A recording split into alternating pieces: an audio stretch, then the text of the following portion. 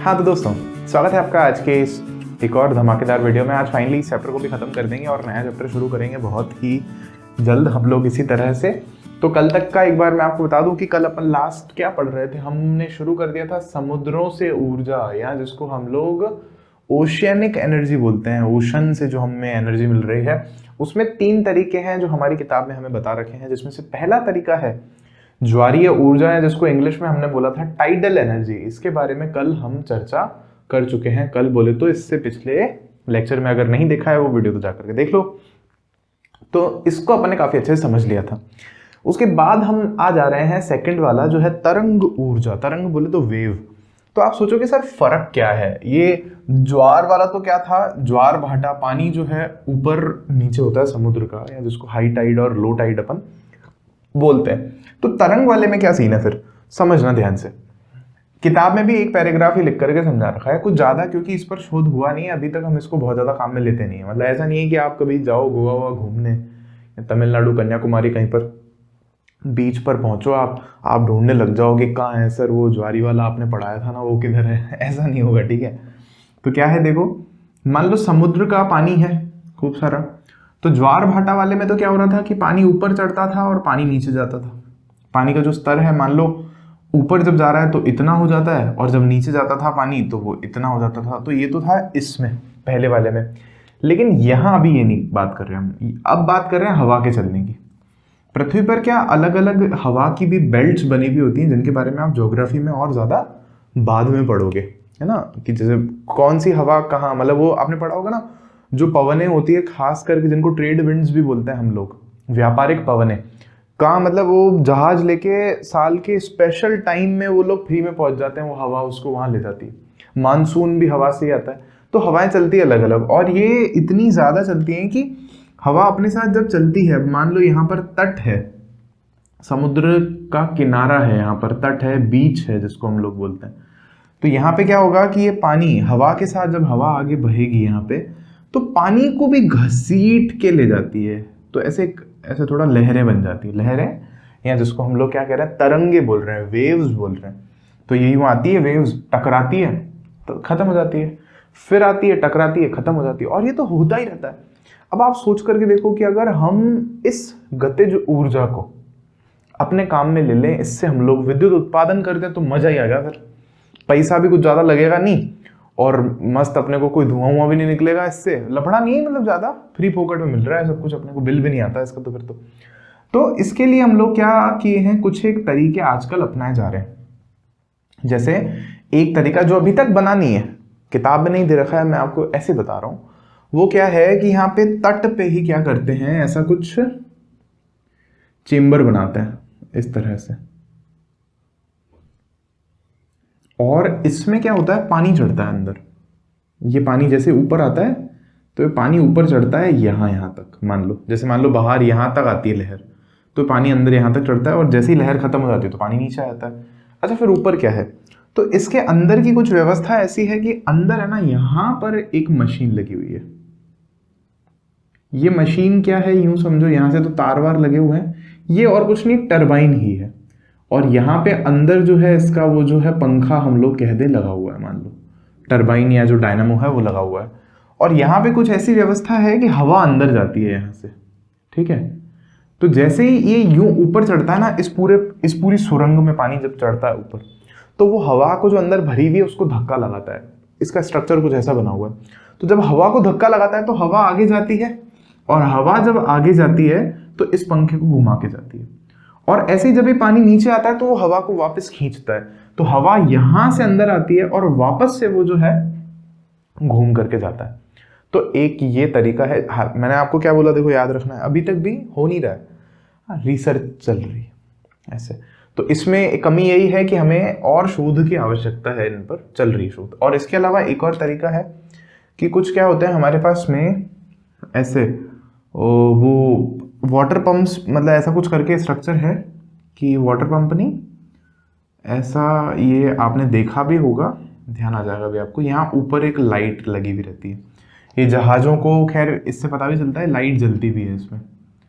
अब इसमें क्या होता है स्ट्रक्चर इसका, कोई एक मशीन है यूँ समझ लो, तो लहर आती है तो पानी ऊपर जाता है, लहर जाती है तो पानी मतलब ये नीचे आ जाता है पानी। तो ये एक जगह फिक्स रखते हैं इसको नीचे यहाँ पे एक ऐसे बड़ा इसमें कुछ मशीन होती है, और बाकी क्या है नीचे जो है इसको जमीन से समुद्र का जो तल है ना उससे इसको टाइट बांध के रखते हैं, ये कहीं जा नहीं सकता। तो अब होगा क्या देखना कि यहाँ पे अंदर क्या होता है, चुंबकीय फ्लक्स का कंसेप्ट होता है। जैसे जो जनरेटर आपने पढ़ा है ना, तो वहां पर भी क्या हो रहा है कि चुंबकीय फ्लक्स में वो जो है हमारी की पूरी जो चौकोर हमने कुंडली वहां पर रखी थी वो घूमती है। तो यहाँ पर भी वैसी ही मशीन होती है, लेकिन जैसी हमने पढ़ी है एकदम वैसी नहीं होती। चुंबकीय क्षेत्र होता है, चुंबक होते हैं, फ्लक्स चेंज होता है। अभी उस पर मैं नहीं जा रहा हूँ, बस आप ये समझ लो कि ऐसा कुछ। अब क्या होता है, जैसे ही लहर आती है तो ये तो बंधा हुआ है और ये अंदर इससे कुछ बंधा हुआ होता है। अगर मान लो ये ऊपर जाएगा तो इस पूरे को ऊपर खींचता है अंदर से, और फिर जब ये नीचे आता है तो नीचे धकेलता है उसको। तो जब वो अंदर मशीन ऊपर नीचे होती है तो उससे भी क्या होता है, विद्युत धारा बनती है। और ऐसे फिर क्या करते हैं ये लोग, और जोड़ के रखते हैं। एक मान लो और जोड़ दिया, एक मान लो और जोड़ दिया, फिर उन सबको नीचे से जोड़ के रखते हैं, और जो उनमें विद्युत धारा बन रही है मान लो उनको नीचे से एक तार जोड़ रखा है और उससे आगे भेज रहे हैं। हालांकि इनका उपयोग तो जैसे जहाजों को भी सिग्नल वगैरह देने के लिए या सैटेलाइट का सिग्नल वहां से लेने के लिए ऐसा कुछ काम में लेते हैं। मैंने कोई बहुत ज़्यादा एक्सपर्टीज वाली बात नहीं की इसमें, बहुत ज़्यादा पढ़ाई नहीं की इसकी मैंने, इंजीनियरों का काम है, ठीक है वाला, लेकिन हाँ ऐसा होता है। तो ये है कि इसकी बात हुई तरंग ऊर्जा की, और घुमा फिरा करके बात यहाँ पर यह है कि हमें यहाँ पर और भी ज़्यादा शोध की आवश्यकता है। और लाभ वाली बातें हम एक साथ देख लेंगे, फायदा क्या है इन सब का वो अपन लोग एक साथ देख लेंगे। अब है हमारे पास में तीसरा, महासागरीय तापीय ऊर्जा, या इसको हम लोग बोलते हैं ओशन थर्मल एनर्जी। अब बात ओशन की ही हो रही है, लेकिन क्या है वो मैं आपको समझाता हूँ, बहुत आसान है। देखो कि समुद्र में क्या होता है कि ऊपर के पानी पर तो धूप पड़ती है, लेकिन जो नीचे का समुद्र में पानी है गहराई पे वो तो ठंडा रहता है। तो हम उस केस में महासागरीय तापीय ऊर्जा की बात करते हैं कि यहाँ पे एक आध कंडीशन है हमारे पास में। वो कंडीशन क्या है कि हमारे पास अगर किसी समुद्र में 20 डिग्री तापमान का अंतर हो, मान लो कैसे, ये समुद्र का ऊपर की सतह है जहां पर क्या हो रहा है, सूरज की जो है रोशनी पड़ रही है, और यहां मान लो ये नीचे आ गए हम उसी समुद्र में।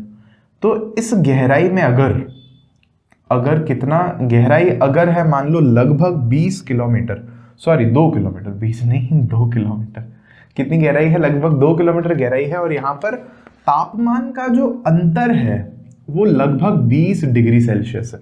जैसे मान लो यूं समझो, अगर मान लो ऊपर की सतह का तापमान 25 या 27 डिग्री सेल्सियस है, 27 डिग्री सेल्सियस, और नीचे का तापमान आप मान लो कि 3 डिग्री सेल्सियस है, या जो भी, लगभग अंतर कितना होना चाहिए ऊपर के और नीचे के तापमान में, 20 डिग्री का। अगर इतना है तो हम ये तकनीक जो मैं आपको अब बताने वाला हूं उसको काम में ले सकते हैं। तो ऐसा पहली बात तो कहाँ होता है, जहां पर हमारी विषुवत रेखा है, या जिसको भूमध्य रेखा हम लोग कह रहे हैं ना, भूमध्य रेखा, जिसको हम लोग इंग्लिश में भी वो कहते हैं ना, पूरी पृथ्वी को 2 बराबर भागों में बांटती है।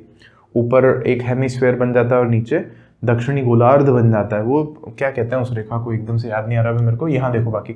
तो उस इलाके में क्या होता है, धूप ज्यादा पड़ती है, तो ऊपर के पानी का तापमान ज्यादा होता है और नीचे का तो ठंडा होता ही होता है। तो वहां पर इस ऊर्जा को अपन काम में ले सकते हैं। कैसे लेते हैं काम में, एक मशीन है इसकी, किताब में वर्णन नहीं है उसका, लेकिन मैं बहुत शॉर्ट में आपको बता रहा हूं ताकि थोड़ा आपको आइडिया लग जाए।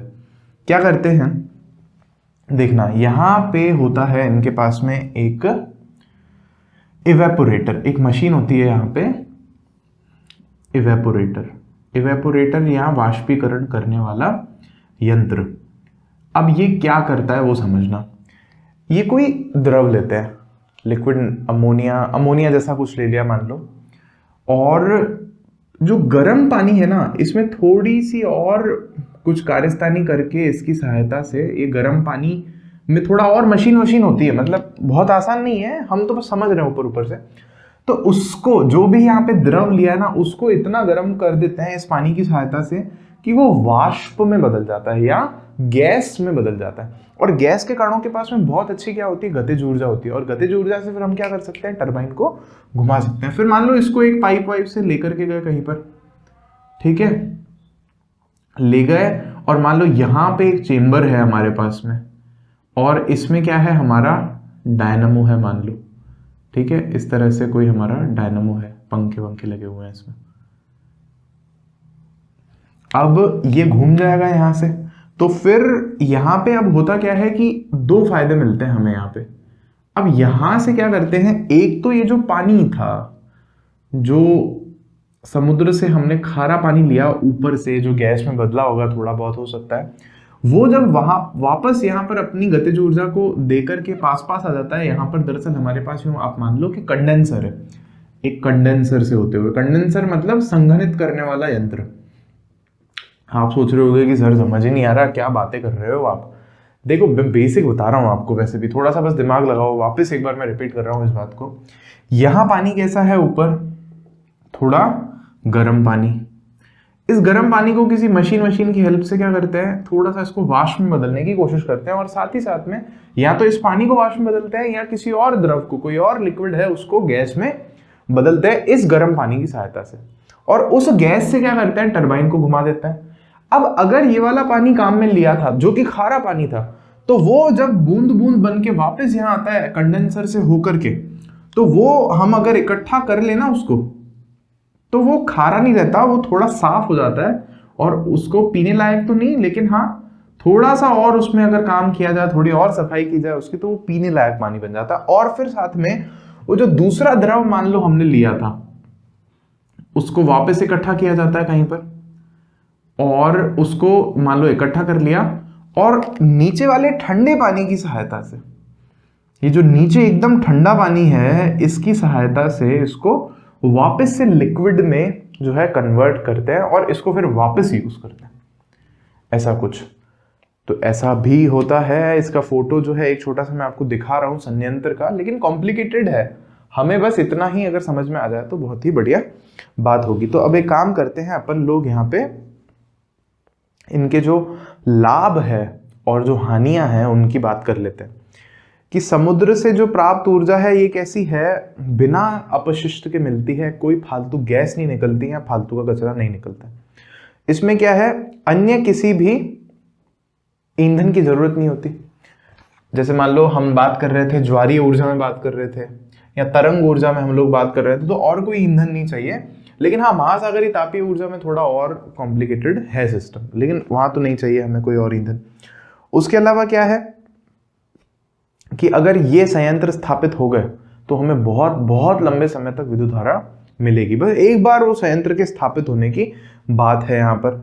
और उसके बाद क्या है कि एक बार अगर आपने बस इसको बना दिया प्रोजेक्ट को, तो और ज्यादा धन लगाने की आवश्यकता नहीं है। लेकिन अगर उसकी हानियों की बात करें, या चुनौतियों की और सीमाओं की बात करें, तो क्या सीमा है, देखो हमारे पास में, जैसे अगर हम ज्वारीय ऊर्जा की बात करें, तो ज्वारीय ऊर्जा दिन में केवल 10 घंटे मिल सकती है, क्योंकि हर वक्त ज्वार भाटा नहीं होता है, दिन में कुछ स्पेशल टाइम पर ही ज्वार भाटा होगा। तो ये इसकी सीमा हो गई। मैंने आपको बोला था सीमाएं और जो लाभ है वो एक साथ ही देखेंगे, तो लाभ तो तीनों के लगभग सेम है, लेकिन सीमाएं अब हम यहाँ देख रहे हैं। तो ज्वारीय ऊर्जा में तो ये समस्या है। फिर उसके बाद क्या है कि महासागरीय तापीय जो ये हमारे पास में ऊर्जा है, इसमें आप सोच करके देखो, समुद्र के बीच में जाकर के आप ऐसी मशीनों को संभालोगे तो कितना मुश्किल है। खारा पानी है, वहां पे आसपास कोई जगह बैठने की भी नहीं है, तो बड़ी समस्या है मतलब उसके लिए भी। और समुद्र के पानी से और मशीनें खराब होंगी, हवाएं वहां चलेंगी, धूप इतनी ज्यादा आएगी, तो वो भी एक रिस्क वाली बात है। और उसके अलावा क्या है, ठीक है, बहुत से महासागर जो हैं इन संयंत्रों के लिए अनुपयोगी है। जैसे समझो आप कहीं जमा हुआ महासागर है, बर्फ है कहीं पर, किसी महासागर में बहुत ज्यादा होते हैं ना कोने पे, जब हम ध्रुवों की तरफ जाते हैं पृथ्वी पर, तो वहां पे तो ठंडा है, बर्फ एकदम, वहां फिर कैसे करोगे आप, फिर वो वहां पे ये भी काम का नहीं है। या ये जो दूसरे हैं वहां पर अगर लहरें नहीं है, बर्फ जमी पड़ी है, बहुत ठंडा हो रहा है, तो काम नहीं आएंगे, फिर हम भी नहीं रह सकते वहां पर। तो फिर तो ये है समस्या। अब एक काम कर देता हूँ, मैं इसको मिटाता हूँ और जल्दी से फिर अपन लास्ट टॉपिक की तरफ बढ़ते हैं। एक छोटी सी बात ये ना 2 टॉपिक और है, मैंने बोला एक टॉपिक और पढ़ते हैं, 2 पढ़ लेंगे, एक बोनस, ठीक है। यहाँ देखो क्या है, भूतापीय ऊर्जा। भूतापीय ऊर्जा को बोलते हैं जियोथर्मल एनर्जी। जियो माना पृथ्वी, थर्मल माना ताप, एनर्जी माना ऊर्जा, पता ही हो तो अपन सबको। तो भूतापीय ऊर्जा है क्या चीज? दो चीजें यहाँ पे आपको समझनी पड़ेगी। एक तो है हमारे पास में तप्त स्थल है, सॉरी ऊर्जा नहीं है, तप्त स्थल है, या जिनको हम लोग इंग्लिश में बोलते हैं हॉटस्पॉट। हॉटस्पॉट मोबाइल वाला नहीं, मोबाइल वाला मेरे को पता है तुम सब बना लेते हो, वाईफाई मांग लेते हो, हॉटस्पॉट बनाना। और इतने छोटे छोटे बच्चे यार, मतलब तीसरी कक्षा में पढ़ रहा है, दूसरी कक्षा में, कहता भैया आपको मोबाइल देना, दे देंगे। बोलो अरे भैया ये ना इसमें इंटरनेट चालू करके दो। बोले अरे गजब, मैं कहा इंटरनेट नहीं है इसमें। बोले कोई नहीं, किसी से हॉटस्पॉट मांग के दे दो, ऐसे बोलते हैं। तो क्या कह रहे हैं अपन, तप्त स्थल या हॉटस्पॉट क्या चीज है ये? कि पृथ्वी के अंदर क्या है, संचित है बहुत सारी ऊर्जा, गर्म ऊर्जा। क्यों? क्योंकि हमारी पृथ्वी जैसे जैसे अंदर जाएंगे तो गर्म ज्यादा होती जाती है। हमारी पृथ्वी की जो कोर है, सबसे अंदर का जो मतलब हिस्सा है, सबसे बीच का, वो उसका कहते हैं तापमान 5000 डिग्री सेल्सियस के आसपास है। अपने पृथ्वी की सतह का तो बहुत कम है, वो इतना ज्यादा है। तो जैसे जैसे नीचे जाते हो, वैज्ञानिक बोलते हैं कि पृथ्वी ज्यादा गर्म होती जाती है। और अंदर तो क्या है, बहुत ज्यादा लावा, जो मैग्मा है वो घूम रहा है, पिघला हुआ चट्टाने, लोहा, ये और वो सब पिघल करके ऐसे घूम रहा है अंदर पृथ्वी के अंदर। तो अब होता क्या है कि ये जो संचित ऊर्जा है, कभी कभी ऐसे काफी सारी जो पिघली हुई चट्टान है ना पृथ्वी पर, अंदर की तरफ किसी स्थान में उसको ऊपर धकेल देती हैं। जैसे अगर सिंपल में मैं बोलूं कि ये पृथ्वी है हमारी, इतनी अंडाकार तो नहीं है मान लो, तो इसमें मान लो कि यहां तक इन जनरल क्या है, वो मैग्मा वैग्मा घूम रहा है, लेकिन इसको यहां तक धकेल दिया गया पृथ्वी की ऊपर वाली सतह तक। तो ये स्थान को हमने क्या नाम दे दिया, तप्त स्थल या हॉटस्पॉट। अच्छा, अभी तक भी ये हॉटस्पॉट एकदम से तो हमारे काम का नहीं है। हालांकि इसमें भी क्या होता है आजकल, ये है कि पृथ्वी के अंदर छेद करते हैं बहुत गहरा, जहां पता चल जाता है ना कि यहां पर हॉटस्पॉट है, बहुत गर्मी मिलेगी, तो वहां पर छेद कर देते हैं। लेकिन अभी हम लोग उसकी बात नहीं करेंगे, जो किताब में दे रखा है, थोड़ा सा उसकी बात करेंगे बस। तो ये तो होगा हॉटस्पॉट। दूसरी चीज क्या है, इसी के कारण बनते हैं हमारे पास में उष्ण स्रोत, या इसको बोलते हैं हॉट स्प्रिंग। हॉटस्पॉट और हॉट स्प्रिंग को एक साथ ही समझे तो आसानी से समझ में आता है। तो अब मान लो कि ये जो हॉटस्पॉट है, मान लो ये वाला, इसके साथ में क्या हुआ कि यहाँ पर बहुत सारा पानी भी, जो भूमिगत जल होता है ना पृथ्वी के अंदर, जो पानी है हमारा, वो इसके संपर्क में आ गया। और सिर्फ इतना ही नहीं हुआ, अब संपर्क में आ गया होगा तो गर्म हो गया होगा, गैस में बदल गया होगा, पानी जो है वाष्प में बदल गया होगा। और साथ ही साथ क्या हुआ कि यहाँ पे मान लो कोई दरार है पृथ्वी में, भूकंप आते हैं ना, तो कोई मान लो दरार है, यहाँ पे कोई निकास मार्ग है, कोई रास्ता है, तो यहां से क्या होगा, ऐसा धुआं सारा पृथ्वी से बाहर निकलने लगेगा। मुझे पक्का भरोसा है, वो डिस्कवरी देखते हैं ना अपन, वो बेयर ग्रिल्स नहीं आता क्या, वो कुछ भी खा जाता है, जो मैन वर्सेस वाइल्ड वाला वो आदमी जो है, तो उसको मैंने देखा है काफी बार। वो ऐसे आइलैंड पे जाता है, ऐसे टापुओं पे जाता है जहाँ पे जंगलों वंगलों से निकल के आता है, तो वहां पृथ्वी से ऐसे फुहारे निकल रहे होते हैं, फर गरम गरम फुहारे। तो ये वही चीज है। अब इसका अपन क्या कर सकते हैं कि अपन जो है इससे विद्युत धारा बना सकते हैं, क्योंकि गरम गरम फुहारा तो आ ही रहा है, गैस तो आ ही रही है बाहर, टरबाइन ही तो लगाना, घूमेगा, पृथ्वी ऊर्जा बन जाएगी अपनी, बढ़िया काम हो जाएगा अपना, एकदम कर सकते हैं, करते भी हैं। तो ये हो गया हमारा काम। अब ये उष्णा जो स्रोत है, उष्ण स्रोत, इसको गर्म चश्मा भी बोलते हैं हिंदी में। बिल्कुल जी, गर्म चश्मा। तो ये गर्म चश्मा। अब इसकी खास बात क्या है और इसकी कमियां या सीमाएं क्या है? तो लाभ क्या है, देखो कि ये जो ऊर्जा स्रोत है ये कैसा है, हरित है ना, इससे कोई नुकसान नहीं हो रहा प्रकृति को, कोई गैस वैस नहीं निकलेगी, जो सिंपल में आ रहा है आने दो, कोई दिक्कत नहीं है। लेकिन यहाँ पर एक गड़बड़ भी होती है अंदर। काफी बार क्या होता है कि और तत्व भी तो हैं, और कोई तरह की गैस भी अगर बाहर आने लग गई और वो प्रकृति को अगर नुकसान पहुंचा रही है, मान लो बहुत सारी CO2 अगर बाहर आ गई कहीं से, तो वो तो फिर ग्रीन हाउस गैस है। तो सीमा भी है, लेकिन अभी हम कह रहे हैं मान लो कि अगर केवल पानी वहां से भाप बन करके बाहर आ रहा है तो हमारे लिए कोई खास नुकसान नहीं है, इससे ऊर्जा बना सकते हैं। लागत भी कोई बहुत ज्यादा नहीं है, ईंधन की किसी की जरूरत है नहीं। लेकिन सीमा, इसकी जो कमी है, सबसे बड़ी सीमा वो यही है कि व्यवहारिक नहीं है। समझना कैसे, कोई एक टापू है मान लो भारत के पास में, नीचे कहीं अंडमान निकोबार इधर उधर लक्षद्वीप में, उस पे ये निकल रहा है। अब कोई इंडिया से, कोई कन्याकुमारी से थोड़ी वहां लक्षद्वीप पर जाएगा विद्युत धारा बनाने के लिए, सोचने वाली बात है ना वहां। और इससे मान लो अगर 5 ही खड्डे हैं वहां पे ऐसे, तो कोई बहुत ज्यादा तो विद्युत धारा बनेगी भी नहीं, और फिर वहां पे मशीनें वगैरह लगाओगे आप, तो खर्चा तो है ही उसका भी। तो व्यापारिक दृष्टि से इनसे जो है ऊर्जा बनाना, ऊर्जा उत्पादन करना व्यवहारिक नहीं है, नुकसान वाला और पड़ जाएगा अपने को ज्यादा। तो बस इतना सा इसमें अपने को ध्यान रखना है, ज्यादा जरूरी नहीं है, इसमें से क्वेश्चन नहीं बनता है। ये वाला जो ज्यादा जरूरी है, अब हम अगला पढ़ने वाले हैं, जिसको हम लोग बोलते हैं नाभिकीय ऊर्जा या न्यूक्लियर एनर्जी। न्यूक्लियर एनर्जी, हम सबको पता है कि कोई भी जो है तत्व, कोई भी परमाणु जो है उसके अंदर होता है एक नाभिक, और उस नाभिक में क्या होते हैं, प्रोटॉन होते हैं और न्यूट्रॉन होते हैं। कक्षा 9 में हम लोग ये पढ़ चुके हैं। ये मान लो एक परमाणु है और इसमें है हमारे पास में अंदर ये एक नाभिक। नाभिक बहुत छोटा होता है, वो तो मैंने इतना बड़ा इसलिए बनाया क्योंकि मैं इसमें आपको प्रोटॉन और न्यूट्रॉन लिख करके दिखा सकूं, और जो बाहर घूमते हैं वो होते हैं इलेक्ट्रॉन। सही बात है। तो अब नाभिकीय ऊर्जा हम दो तरह से हमारे पास में हम काम में ले सकते हैं ऊर्जा उत्पादन के लिए, एक तो विखंडन से और दूसरा संलयन से। तो पहले बात कर रहे हैं विखंडन की, जिसके बारे में हमारी किताब में भी अच्छा खासा हमें दे रखा है। तो विखंडन को हम लोग इंग्लिश में बोलते हैं फिजन। देखो दो शब्द हैं, एक होता है फिजन, फिजन का मतलब टूटना। अपन ने वो उसमें भी पढ़ा है, ये वाला 8वें चैप्टर में, ठीक है, जहां पे हम लोग बाइनरी फिजन और मल्टीपल फिजन, बहुखंडन द्विखंडन देखा था। तो और दूसरा होता है फ्यूजन। फ्यूजन का मतलब होता है जुड़ना, फ्यूज होने का मतलब होता है जुड़ना। तो फिजन टूटना, तो इसमें तोड़ने की बात कर रहे हैं अपन, विखंडन तोड़ रहे हैं। क्या तोड़ेंगे, तो हमारे पास ना कुछ एक भारी परमाणु होते हैं या भारी तत्व होते हैं, जैसे कि हमारे पास है यूरेनियम, या है हमारे पास में थोरियम, ठीक है, और प्लूटोनियम। ऐसे कुछ एक हमारे पास में भारी तत्व हैं। और सिर्फ इतना ही नहीं, ये जो तत्व हैं ये रेडियो एक्टिव तत्व होते हैं।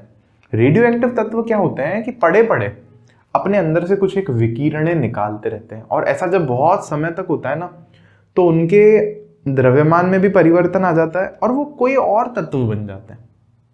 मतलब वो ऊर्जा निकाल रहे हैं बार बार अपने अंदर से पड़े पड़े भी। तो अगर हम क्या करें, जैसे मान लो यूरेनियम या थोरियम का तत्व है, इनका जो परमाणु द्रव्यमान है बहुत ज्यादा होता है। आप देख लेना तत्व का नंबर कितना है, उसका परमाणु द्रव्यमान कितना है। तो इनके ऊपर हम लोग क्या करते हैं, हल्के न्यूट्रॉन, इनके नाभिक के ऊपर हम लोग हल्के न्यूट्रॉन फेंक फेंक के मारते हैं, ठीक है, फेंक फेंक के हल्के न्यूट्रॉन्स जो हैं मारते हैं।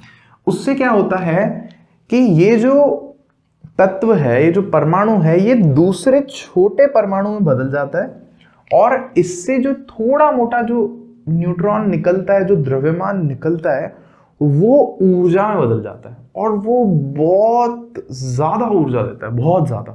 जैसे मैं आपको उदाहरण के लिए बताऊं, किताब में हमें बता रखा है कि यूरेनियम का लिखा हुआ है लगभग, जो यूरेनियम का एक परमाणु जब विखंडन होता है जब उसका, तो उससे कार्बन के एक परमाणु से जितनी ऊर्जा निकलती है, उससे 1 करोड़ गुना ज्यादा ऊर्जा इसमें से निकलती है।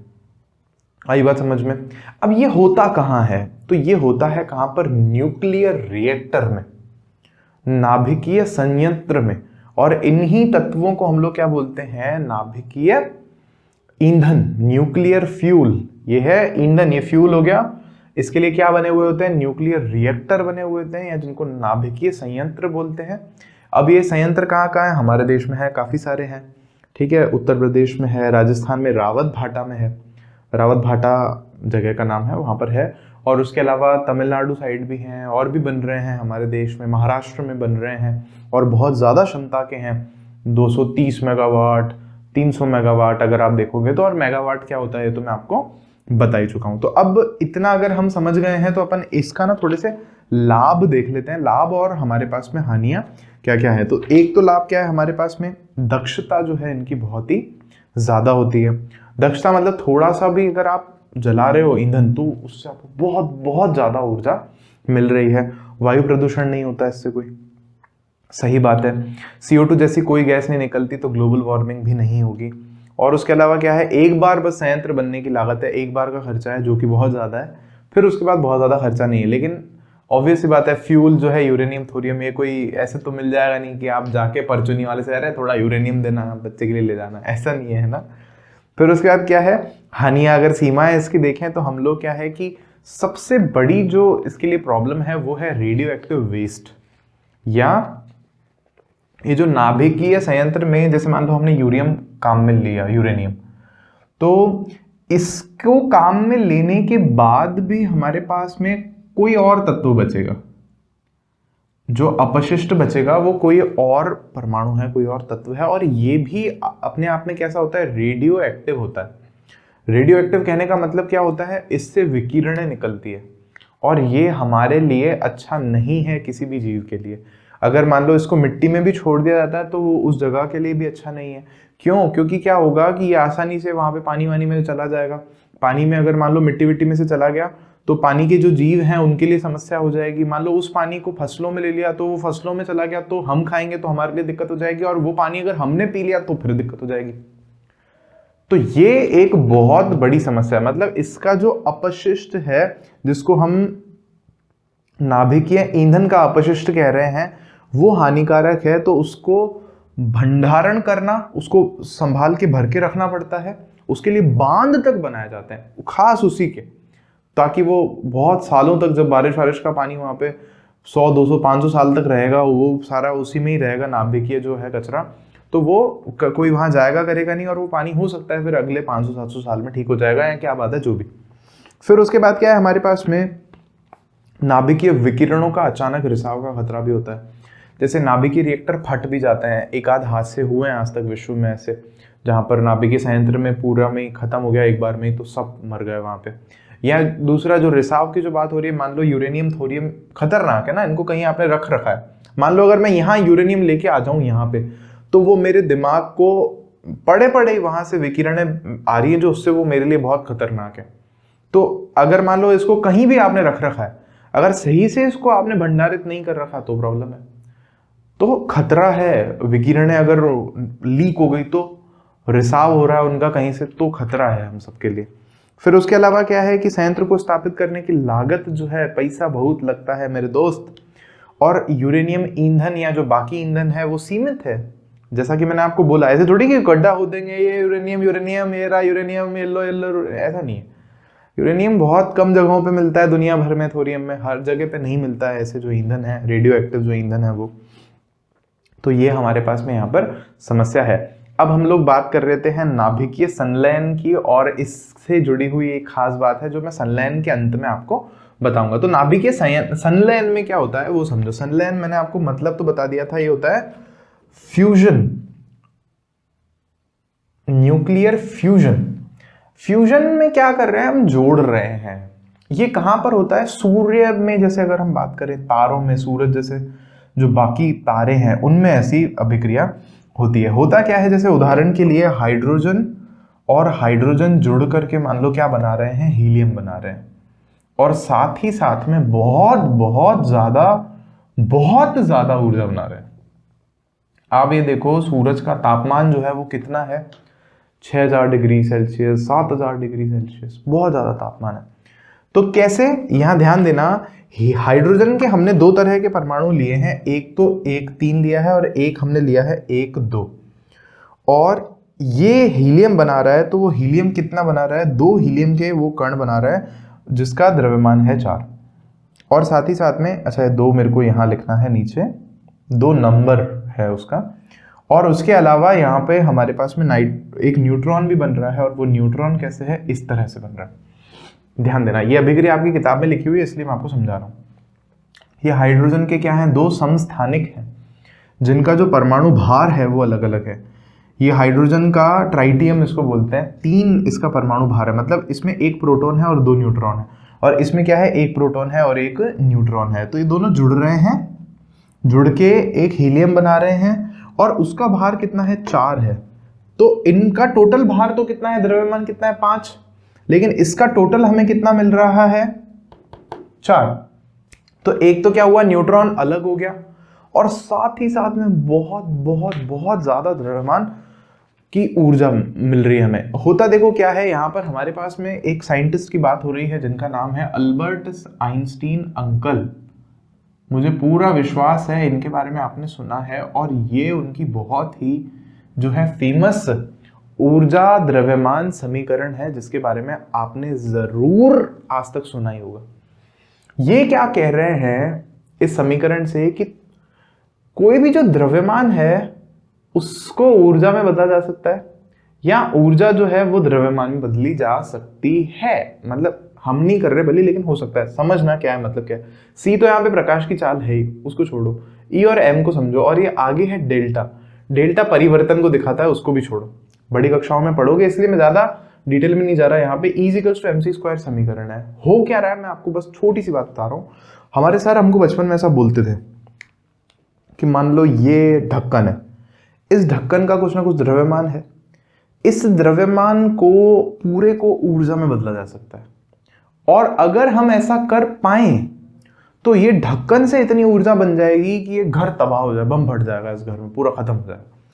ये कहना चाह रहे हैं कि यहां पे जब हाइड्रोजन हाइड्रोजन जुड़ रहे हैं तो जो प्रोडक्ट का, जो उत्पाद का द्रव्यमान है वो हमारे अभिकर्मकों के द्रव्यमान से थोड़ा सा कम है, और वो जो थोड़ा सा जो कम द्रव्यमान है ना वो ऊर्जा में बदल जाता है। बूम, हाइड्रोजन बम जो बनता है ना वो ये यही बनता है बेटा।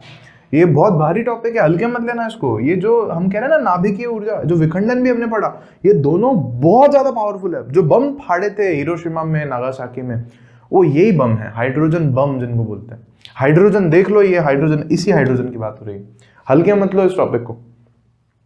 तो ये है उनके कहने की बात। अब कैसे, ये मैंने आपको बेसिक प्रिंसिपल बता दिया कि कैसे हो रहा है। अब मैं आपको बता रहा हूं कि क्या क्या इसके लाभ हैं और क्या क्या हमारे पास में बहुत बड़ी चुनौतियां हैं, और फिर जो है एक इंटरेस्टिंग बात बताएंगे आपको।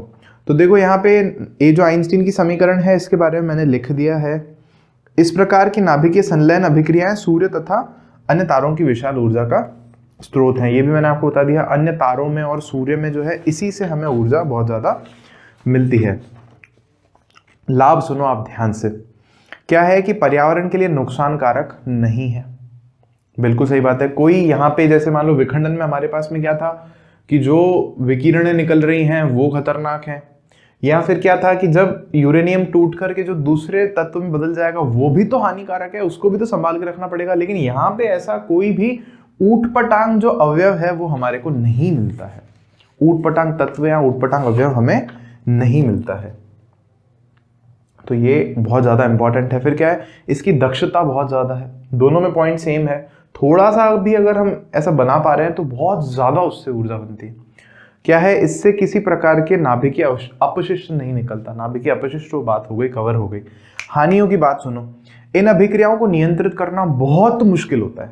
मुश्किल नहीं, बहुत मुश्किल। मतलब समझना कैसे, एक और पॉइंट बता रहा हूं मैं पहले आपको कि इन अभिक्रियाओं के लिए ये इनकी और हानि है कि इनके लिए तापमान बहुत उच्च चाहिए होता है। 10⁶ केल्विन या 10�7 केल्विन जितना तापमान चाहिए होता है, तब ये अभिक्रिया होती है। तो सूर्य क्योंकि इतना गर्म है तभी ये अभिक्रिया हो रही है वहां पे। पृथ्वी पर इतनी गर्मी नहीं है तभी ये अभिक्रिया नहीं हो रही है। समझ में आई? तारे जो हैं वो इतने गर्म हैं तो ये अभिक्रिया वहां पे संलयन की हो पाती है। हमारी नहीं है इतनी पृथ्वी गर्म, यहाँ पे अपने घर पे मशीन नहीं बना सकते अपन इतनी गर्मी वाली, जो अपन बोले कि अरे हाइड्रोजन जोड़ के अपन हीलियम बना के बम फोड़ेंगे। नहीं भाई, नहीं कर सकते। तो ये थी। और क्या है कि इस पर अब भी शोध की बहुत ज्यादा आवश्यकता है। ऐसी मशीनें नहीं है अब तक भी हमारे पास में पृथ्वी पर जिनमें ये होता है। तो मैं आपको यही कह रहा हूं। अब जैसे परमाणु बम की बात हमारी किताब में लिखी हुई है, जो हिरोशिमा और नागासाकी में द्वितीय विश्व युद्ध जब हुआ था ना, सेकेंड वर्ल्ड वॉर, बम फोड़े थे अमेरिका ने जापान में, तो ये वाले बम फोड़े थे। उन दोनों बमों का अलग अलग नाम भी था। अगर आप ढूंढ करके मुझ तक पहुंचाओगे मुझे बहुत खुशी होगी कि आप पढ़ने वाले बच्चे हो। दूसरा विश्व युद्ध कब हुआ था, अगर सन भी आप ढूंढ लोगे 1900 कब में, तो भी मुझे खुशी होगी। आपको पता है, इतिहास में आप पढ़ रहे हो ये सब सारी बातें। तो अब यहां पर मैं आपको बताना चाह रहा हूं कि बम, हाइड्रोजन बम के लिए एक छोटी सी लाइन लिखी हुई है हमारी किताब में। वो लाइन क्या है कि जैसे मान लो ये बम है, ये रहा हाइड्रोजन बम।